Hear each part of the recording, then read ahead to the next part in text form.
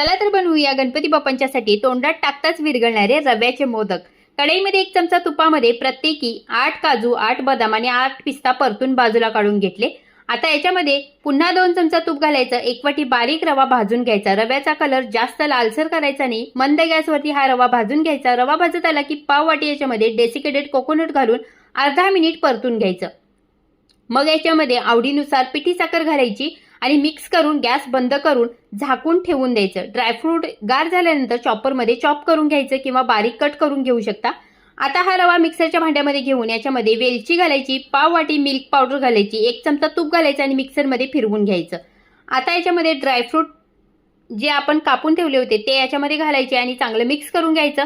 गार झाल्यानंतर मोदकच्या मोल्डमध्ये घालून याचे आपल्याला मोदक बनवून घ्यायचे। तुम्ही हवं तर याचे लाडू सुद्धा बनवू शकता, पण गणपती बाप्पांच्यासाठी आपण यावेळी याचे मोदक बनवूया। खूप टेस्टी असे मोदक होतात, नक्की ट्राय करा।